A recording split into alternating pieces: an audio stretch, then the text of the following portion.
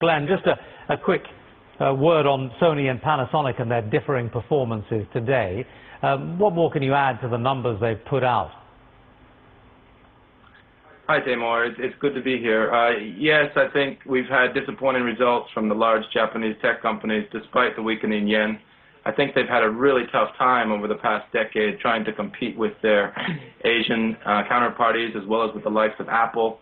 They've lost out on a lot of the large major consumer products over the past 10 years, and that's going to continue to hurt them going forward. I think, however, as you mentioned a minute ago, the components area is much better. Japan has always been strong in components. I would expect them to win there.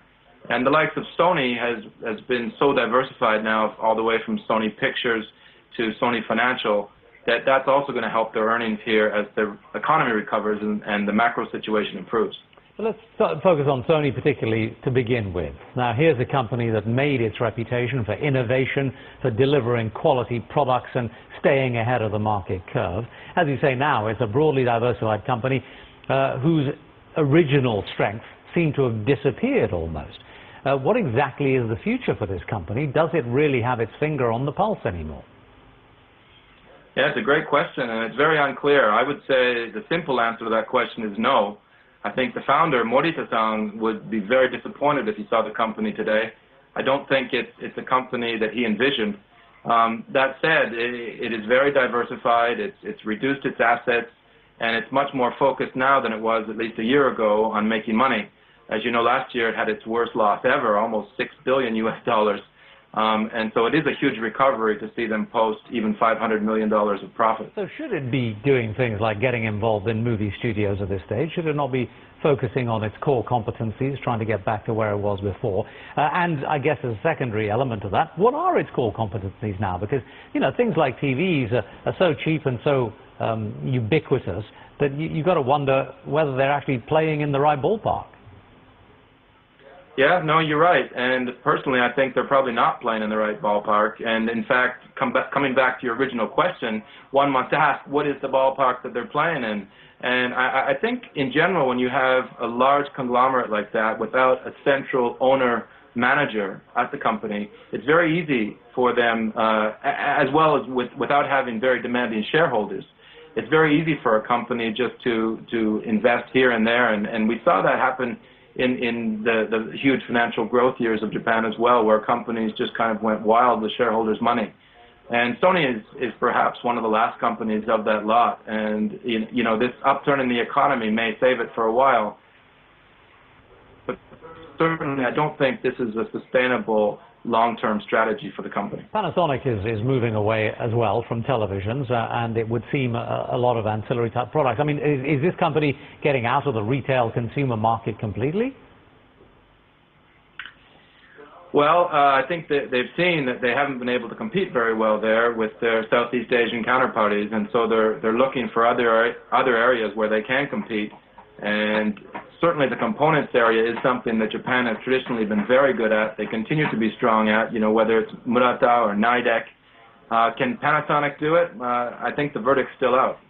Let's look forward then. I mean, who, apart from Apple, I suppose, let's cut Apple out of this equation because it's an entirely different beast, but who are the companies now that are taking over the spaces that Sony and Panasonic used to dominate? Where should investors be looking for the next innovative and market-leading companies? Well, if you're looking at Japanese companies, that narrows it down. And in terms of finished products, I would look at companies that Japan has been very good at and has focused on making excellent products. You know, whether it's Mitsubishi at Canon, who has managed to carve out a great global market share in outstanding products, namely cameras. But I think it's a phenomenal company, and it's got huge benefits with the weakening yen. So I think shareholders could very much benefit from investments like Canon. Another one I would mention is Nidec, and this is on the component side, but Nagamori Shacho is, in my opinion, a real hero. And perhaps Steve Jobs of Japan in terms of his management style, what he's been able to do in building that company. He's a real owner-manager and a rare type of manager, no matter where you are in the world. And he's worked miracles at Nidec over the years. I would expect that company to continue to do very well as well. But are even those companies capable of dealing with the upstarts, with the Koreans that have managed to erode a lot of Japan's market leading in a number of other industries too, maybe the Taiwanese? Are they able to compete in the broader regional sense?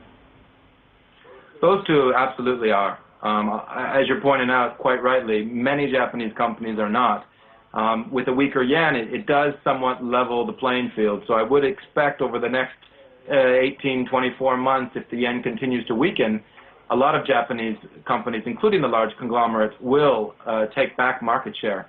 And you'll see the likes of Samsung starting to struggle. So at this point, although Samsung is a huge leader and is doing extraordinarily well with its Galaxy products, I wouldn't expect to see huge outperformance in the share price necessarily over the next 18 to 24 months, whereas I would expect to see a huge comeback in Japanese companies as market share shifts and as their profit margins improve, and as then they have some flexibility to refocus themselves.